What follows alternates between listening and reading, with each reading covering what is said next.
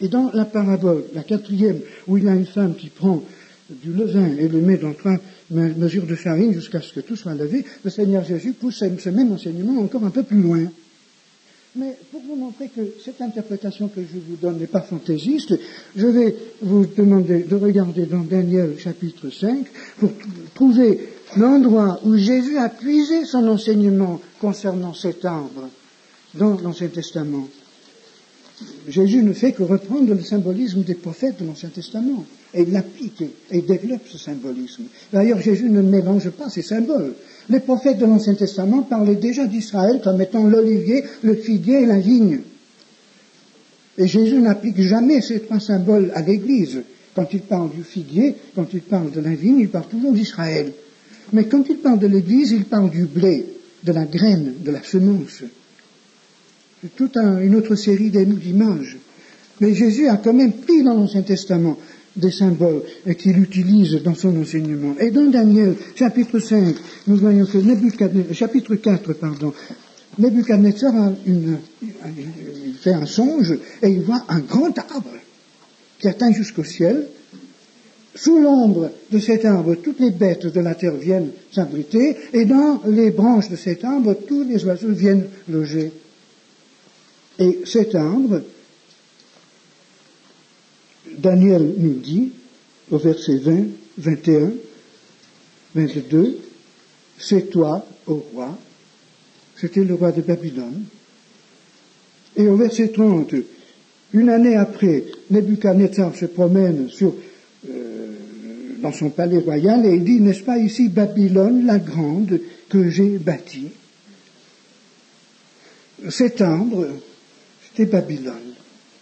Jésus donc dit à ses disciples, méfiez-vous, le diable va essayer de déformer le caractère de mon Église pour qu'elle ressemble au grand système politique de Babylone. Et pour les prophètes de l'Ancien Testament, Babylone signifiait 2 choses, un système politique et un système spirituel. Babylone dans l'Ancien Testament signifie quelquefois un grand système totalitaire, politique et économique, et quelquefois un système spirituel, totalitaire également.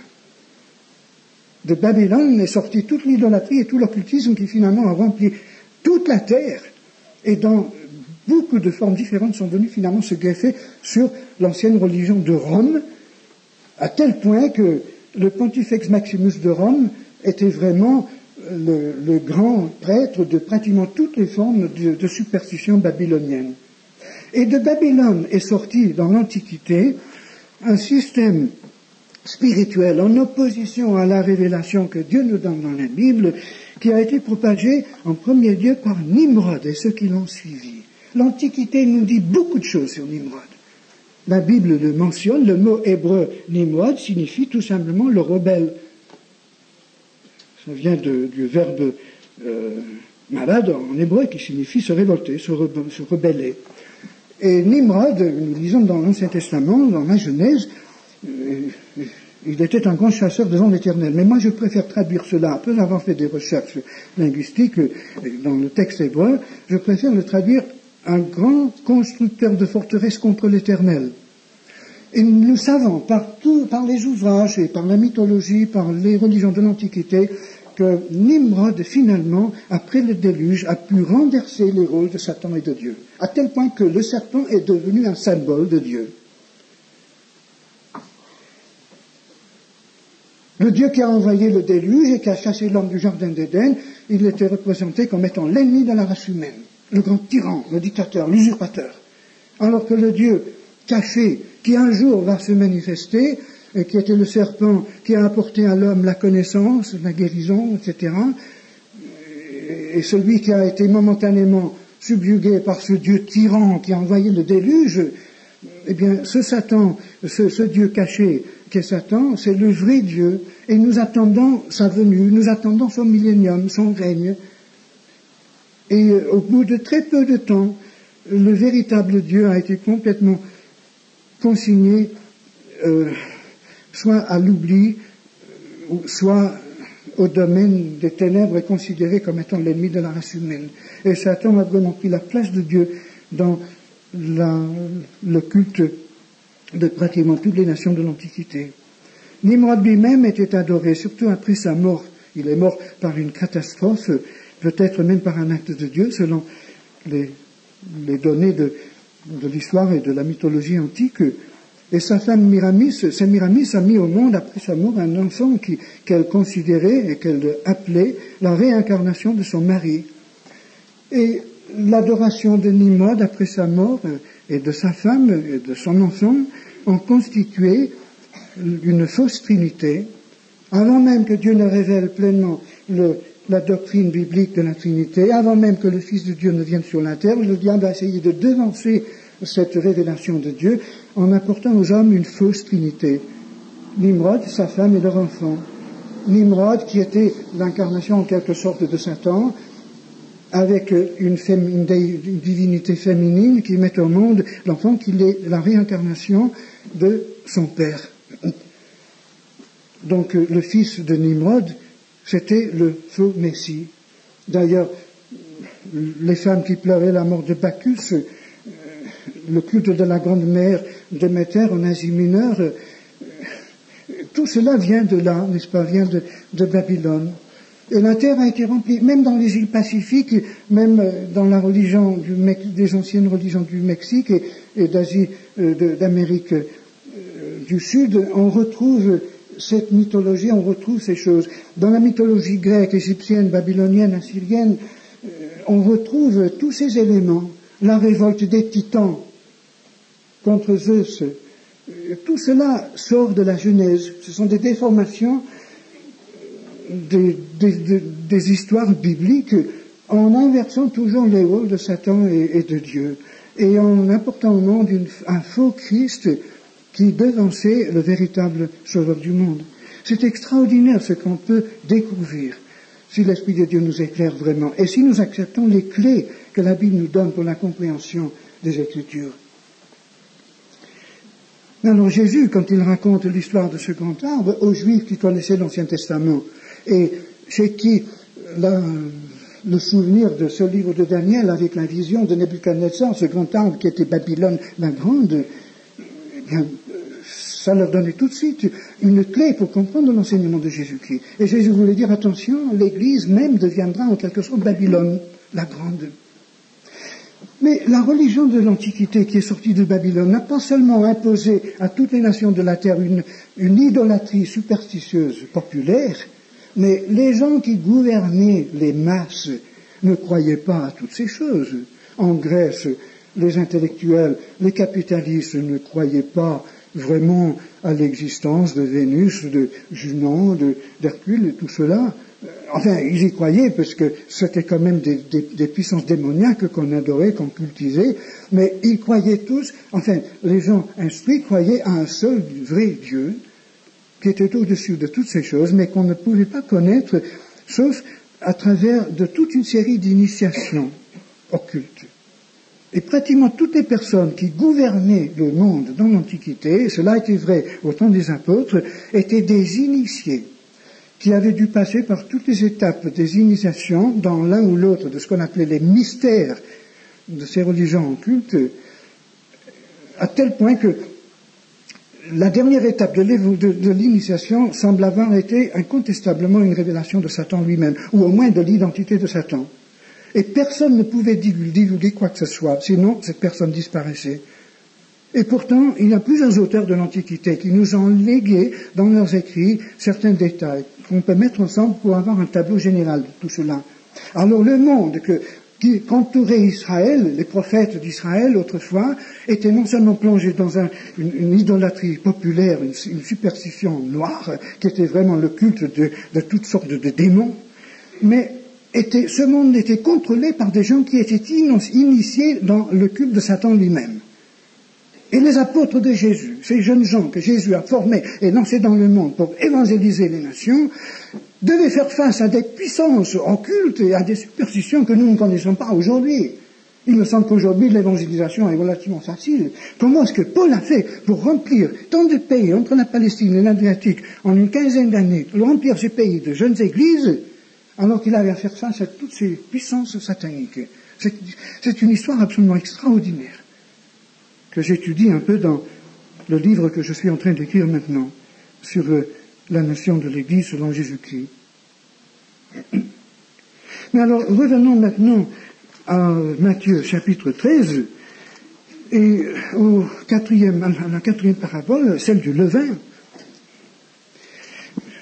Nous n'allons pas donc dire que le levain ici soit le principe du bien, puisque dans l'Ancien Testament, le levain représente toujours une corruption. C'est toujours un symbole du mal.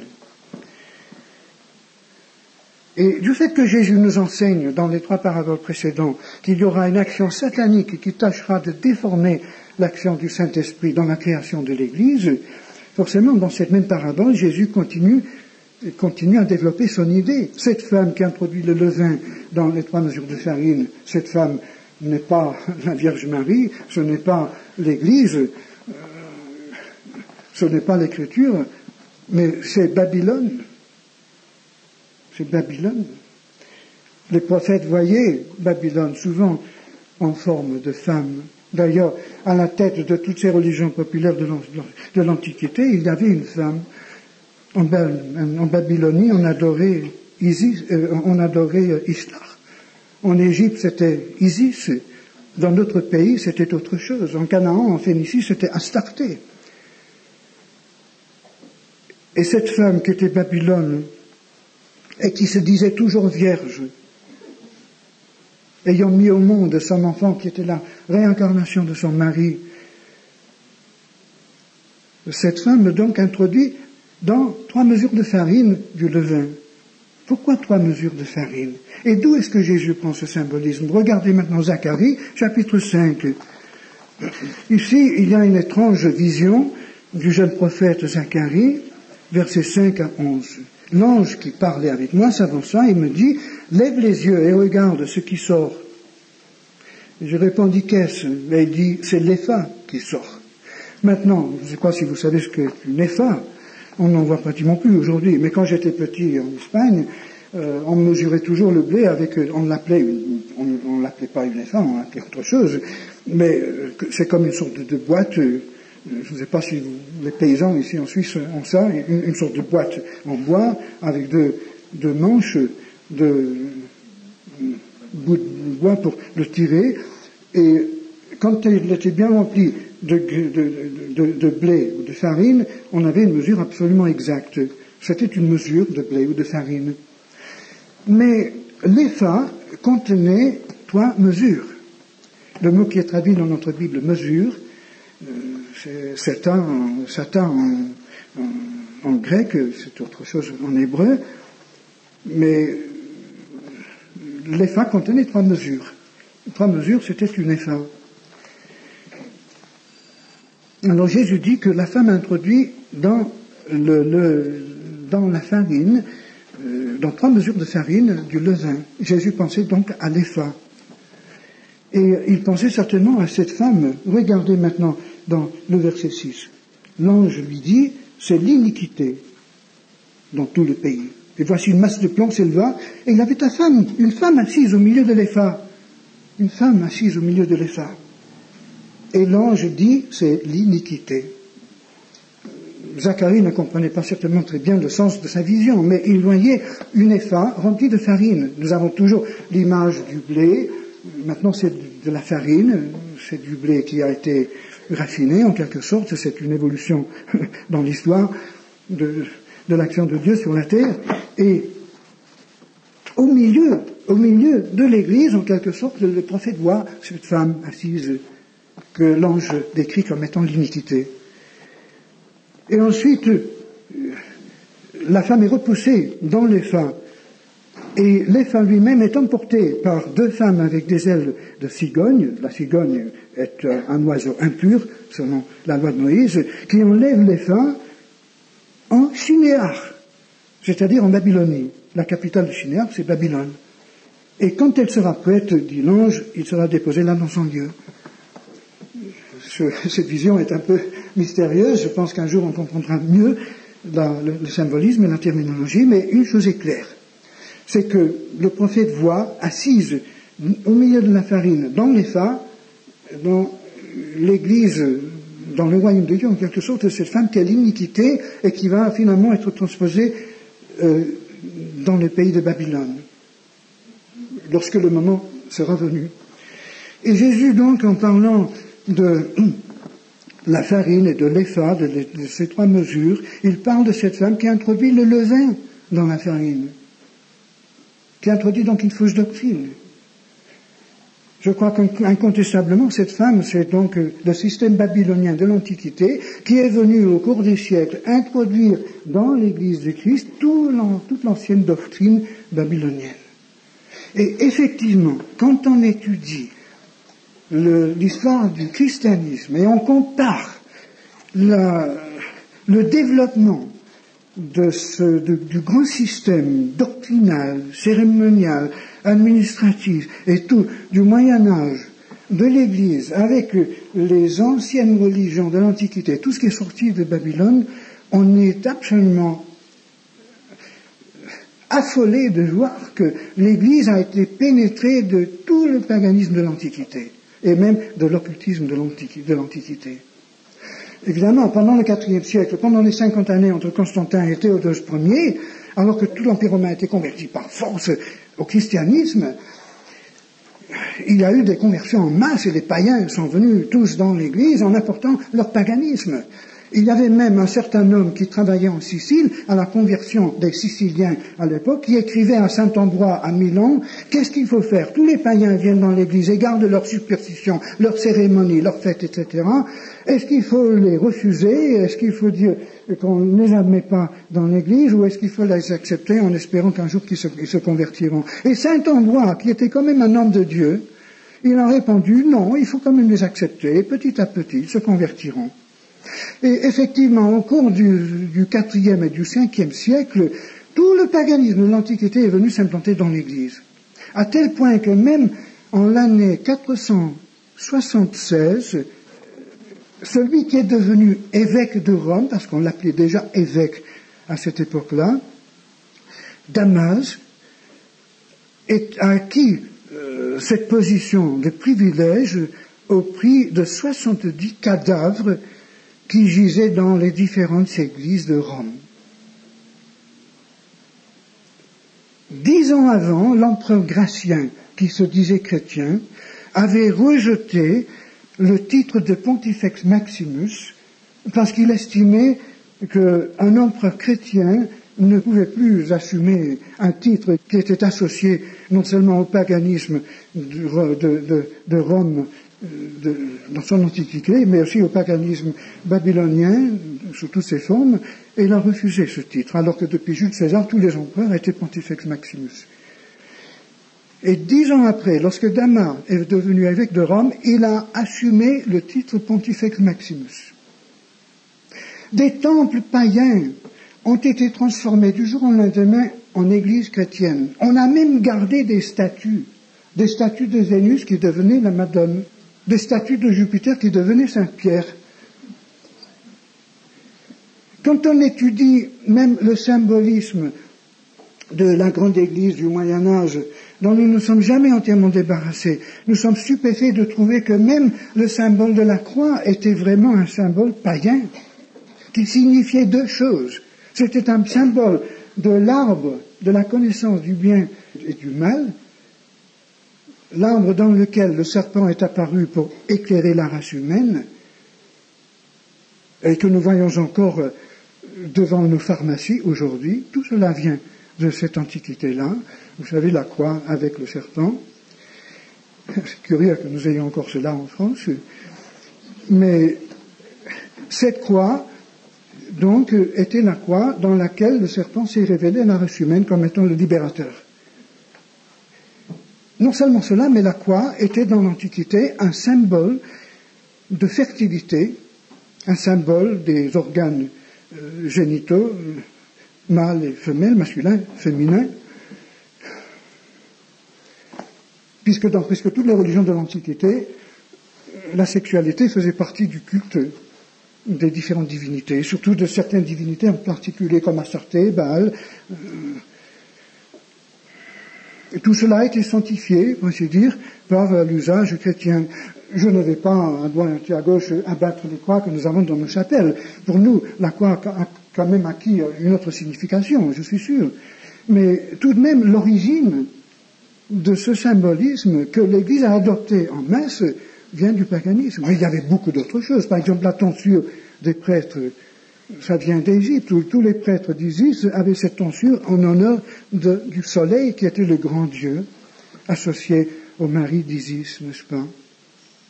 Pratiquement tout ce qu'on trouve dans les cérémonies, dans les gestes, même le fait d'avoir des bougies faites de cire d'abeille, toutes ces choses viennent du paganisme de l'Antiquité. J'en ai fait une étude approfondie il y a bien des années. Il n'existe malheureusement pas en France des livres qui documentent ces choses. Mais en anglais, si vous avez la possibilité de lire l'anglais, il y a 2 livres qui seraient à lire. L'un, c'est les 2 Babylones, The Two Babylons, par un homme qui s'appelle Hislop, H-I-S-L-O-P, et c'est encore réimprimé ce livre. L'autre livre qui est périmé, mais qui est très très précieux, c'est un livre de Pember, P-E-M-B-E-R, qui s'appelle le catholicisme et les mystères. Vous savez, c'est affolant. Mais Jésus prévoyait tout cela dans sa doctrine, dans ce chapitre. Nous avons ensuite donc la parabole du trésor caché dans le champ. Et Jésus nous montre là que pour lui, tout ce qui l'intéresse vraiment dans ce monde, c'est la vraie Église, celle qui reste quand même pure, celle qui est attachée à sa parole. C'est le trésor pour lequel il a donné sa vie, tout en achetant en même temps, par son sang versé, toutes les âmes sur la terre, le monde entier. Et ensuite, il y a la parabole du marchand qui cherche de belles perles, qui encore vend tout ce qu'il a pour acheter cette perle. Je crois qu'il y a une certaine distinction entre ces 2 paraboles. Il me semble que la parabole du trésor caché correspond un petit peu aussi à l'époque de la Réforme. La parabole du semeur correspond à l'Église primitive, où le diable a commencé déjà à mettre beaucoup de faux convertis dans les églises. La parabole du livret nous montre l'évolution des choses au cours des 2, 3, 4 premiers siècles, alors que l'Église était de plus en plus remplie de faux convertis. La parabole de l'arbre, du grain de sénévé, nous montre l'union de l'Église avec l'État et la formation d'un grand système ecclésiastique administratif. Et ensuite, la pénétration de tout le christianisme par la doctrine de Babylone. Et ensuite, nous arrivons à la Réforme. Il a fallu que les réformateurs, que Wycliffe, Huss, tous ceux qui ont traduit la Bible pour nous, soient prêts vraiment à tout donner, à donner leur vie pour retrouver ce prix, ce trésor caché, pour nous redonner la Bible. Et il me semble que la parabole du marchand qui cherche une perle de grand prix, c'est un peu l'époque du grand réveil évangélique, alors que la réforme elle-même était pratiquement morte. Et il y a eu un mouvement du Saint-Esprit qui a mis de nouveau en évidence la vérité de la Bible. De ce mouvement de réveil est sorti tout ce qu'on appelle aujourd'hui la mission. Je crois que le fait que nous sommes ici aujourd'hui, c'est encore un fruit de ce réveil. Pratiquement toute l'œuvre missionnaire qui a rempli le monde depuis quelques générations maintenant est issue de ce grand réveil évangélique. Et Jésus vient finalement à la fin du siècle. Il parle du filet qui est jeté dans la mer et qui ramasse de toutes sortes. Et il dit au verset 49, à la fin du monde, à la fin du siècle, les anges viendront séparer les méchants d'avec les justes. Ils les jetteront dans la fournaise ardente où il y aura des pleurs et des grincements de dents. Jésus nous montre là que, avec l'explication qu'il nous donne, qu'à la fin du siècle, ce grand tri s'opérera.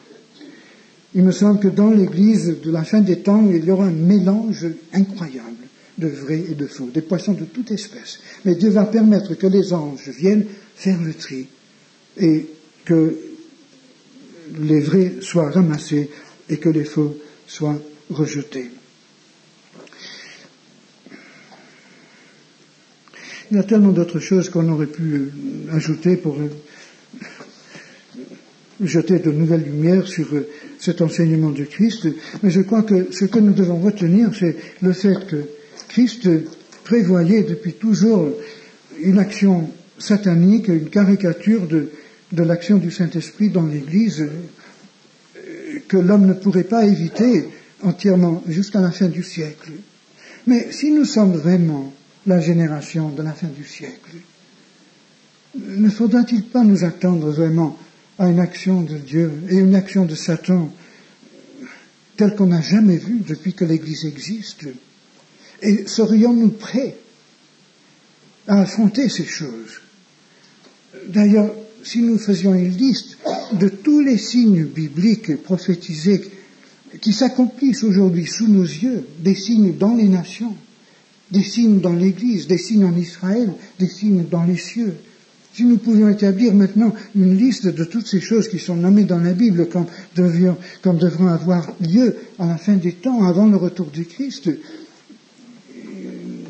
nous ne pourrions pas échapper à la conclusion que nous sommes effectivement tout près de la fin. Nous ne pouvons pas dire quand viendra la fin, nous ne pouvons pas prédire la date du retour du Christ, nous ne pouvons pas prédire la date de l'enlèvement de l'Église, mais je crois que si nous voulons dire que si nous voulons esquiver les réalités, si nous ne voulons pas prendre au sérieux l'enseignement de Jésus-Christ et admettre que nous sommes tout près de la fin, eh bien c'est que nous laissons aveugler. Comment pourrons-nous faire face aux choses qui viendront sur la terre si nous n'avons pas au moins une foi comparable à celle de nos ancêtres qui sont allés en prison, qui sont allés aux galères, qui ont été brûlés au bûcher, tout simplement parce qu'ils étaient attachés à la parole de Dieu? Est-ce que notre attachement à la parole de Dieu est comparable à celle de ceux qui nous ont précédés? Est-ce que nous sommes prêts à payer le prix? Aujourd'hui, il est si facile d'être chrétien. N'importe qui peut être chrétien. Ça coûte un tout petit peu, c'est vrai. On accepte une certaine discipline, on accepte une certaine ridicule, une toute petite persécution si l'on veut, mais nous ne souffrons pas autant que les gens dans le monde, soyez sûrs. Nous avons tellement de choses qui compensent nos petites souffrances que vraiment, moi je dis à tout le monde, si vous voulez être vraiment heureux, même dans ce monde, soyez chrétiens. Vous serez beaucoup mieux que les autres. Mais est-ce que cela va durer? Moi je crois, chers amis, que nous avons aujourd'hui à mettre dans la balance le vrai et le faux. Nous avons aujourd'hui à faire notre choix. Si nous attendons qu'il nous arrive un malheur comme celui qui est arrivé en Chine, où les chrétiens ont été pris complètement à l'improviste, ils n'avaient pas été préparés par les missionnaires. Ils ne savaient pas pour la plupart comment faire, comment s'en sortir tout seul. On ne leur avait pas appris l'autonomie de l'Église locale, la répartition des responsabilités. Ils n'avaient pas appris la nécessité de lire la Bible en profondeur, tous. Et le résultat, c'est que les communistes sont venus, ils ont enlevé toutes les Bibles, tous les hommes capables des églises, et les chrétiens sont restés sans savoir dans quel sens se tourner. Est-ce que l'œuvre que nous voulons faire pour Dieu aujourd'hui, les églises que nous voulons fonder et former, les chrétiens que nous voulons faire, les âmes que nous voulons amener au Seigneur, est-ce que nous allons les laisser désemparés devant les choses qui peuvent venir sur la terre? Par contre, je ne veux pas être fataliste et je ne crois pas du tout que Dieu ait prophétisé depuis avant la fondation du monde que dans telle et telle année, par exemple en 80 ou en 90, l'Antichrist doit obligatoirement être là, l'Église doit être dans l'apostasie. Non, Dieu n'est pas un Dieu fataliste. Dieu, évidemment, il sait tout à l'avance. Mais Dieu est un Dieu qui agit toujours en conséquence de son propre caractère. Et son caractère réagit devant l'attitude de l'être humain. Si Dieu voit que l'être humain se repent et obéit à sa parole, eh bien Dieu change d'attitude. Même le roi de Ninive, devant la prédication de Jonas, a dit, qui sait si Dieu ne se repentira pas et ne se repentira pas de ce mal, etc. Et effectivement, Dieu s'est repenti du mal qu'il pensait faire. Jonas avait prêché, dans 40 jours, Ninive sera détruite. Il était même fâché lorsque Dieu n'a pas détruit Ninive. Mais lorsque Dieu a vu que Ninive s'est repenti, alors Dieu a eu pitié de Ninive. Ninive a été détruite, mais 200 ans après. Et dans le livre de Joël, nous disons que Dieu appelle les sacrificateurs d'Israël à prier dans les derniers jours, en disant, qui sait si l'Éternel ne se repentira pas du mal. Et plusieurs fois dans l'Ancien Testament, il est parlé de la repentance de Dieu. Moi, je suis absolument sûr, chers amis, que l'attitude de Dieu envers son peuple et envers les nations dépend de l'attitude du peuple de Dieu envers lui. Si Dieu peut voir suffisamment de foi, une foi qui nous permet d'obéir, de nous repentir, de prendre au sérieux sa loi, son alliance, sa parole, eh bien Dieu serait prêt à faire n'importe quoi. Et si Dieu voit que notre foi n'est pas apte à répondre à son appel, Dieu se servira d'autres moyens. Mais ce qui m'affole, comme je l'ai dit hier soir, ce n'est pas ce qui se passe dans le monde, ce n'est pas l'évolution politique, économique, sociale, tout ce qui arrive dans le monde autour de nous. Ce qui m'affole, c'est l'attitude de l'Église devant tout cela. Parce que c'est nous qui avons la clé entre nos mains. Et je suis absolument sûr que si seulement le peuple de Dieu voulait encore aujourd'hui, se repentir, obéir et croire vraiment à la parole de Dieu, Dieu serait prêt à faire n'importe quoi. Et je dis encore aujourd'hui, comme je disais il y a 30 ans, encore aujourd'hui, nous pouvons voir un réveil spirituel, une révolution spirituelle au-delà de tout ce que l'Église a jamais connu. Les promesses de Dieu n'ont pas changé, Dieu n'a pas changé, l'Esprit de Dieu est aussi puissant maintenant qu'il y a 2000 ans, la parole de Dieu est toujours efficace. La seule chose qui bloque, c'est l'incrédulité du peuple de Dieu. C'est ça le problème. Mais de toute façon, Jésus nous dit que dans les derniers temps, il y en aura qui persévéreront jusqu'à la fin. Il y en aura qui évangéliseront jusqu'aux dernières tribus, puisque dans la grande foule, au ciel, il y aura de toutes les tribus, de toutes langues. Nous savons, Jésus-Christ a dit que l'évangile doit être prêché à toutes les nations, et dans Matthieu, il dit que l'évangile sera prêché à toutes les nations. Donc nous savons que d'une manière ou d'une autre, Dieu va mener à bout son projet. Et la grande question que nous allons nous poser, c'est que, est-ce que nous faisons partie de ce projet, ou est-ce que nous sommes en marge ou en opposition? Et moi je crois, chers amis, que c'est aujourd'hui que nous devons décider de cette chose pour nous-mêmes. Et qui sait encore si malgré tout ce qui se passe dans le monde, toutes les menaces dans les nations, tous les problèmes dans l'Église, tout ce qui se passe en Israël aujourd'hui, dans les cieux même, si aujourd'hui, à partir d'ici, à Orvin, qui sait si Dieu ne serait pas prêt à lancer une action qui pourrait complètement changer son optique, changer la situation mondiale, préparer un terrain pour la génération qui doit nous suivre, pour nos enfants, pour notre jeunesse, qui pourrait ouvrir la porte pour une action de Dieu, qui ferait reculer toute l'action satanique, pour peut-être même toute une génération. Nous savons que le retour de Christ est proche, mais nous ne savons pas combien proche. Et je sais une chose, c'est que Dieu ne change pas. Advienne que pourra, travaillons donc pour lui. Alors nous avons intérêt à fonder notre œuvre entièrement sur la parole de Dieu en vue de deux choses, soit d'une persécution mondiale, soit d'un réveil mondial. Et peut-être même les deux à la fois. Mais je sais de toute manière que Dieu va récolter encore beaucoup d'âmes. Je sais qu'on ne peut pas bâtir des doctrines sur du symbolisme. Mais est-ce que vous avez jamais réfléchi aux 7 années de famine dans le rêve de Pharaon? Est-ce qu'il vous est jamais arrivé de faire la comparaison entre ces 7 années de famine qui ont abouti à la glorification de Joseph, qui est incontestablement un symbole de Christ, un type de Christ, et la conversion de ses frères dans Israël, que ces 7 années de famine semblent correspondre peut-être à ces 7 années dont parle la Bible à plusieurs reprises et qui doivent se situer à la fin du siècle, avant le retour du Christ, et pendant la manifestation de l'Antichrist. Si c'est le cas, enfin, ce n'est qu'une supposition, ce n'est qu'un symbolisme, n'allez pas dire que Chalice enseigne ça. Mais quelles seraient alors les 7 années d'abondance qui précèdent les 7 années de famine?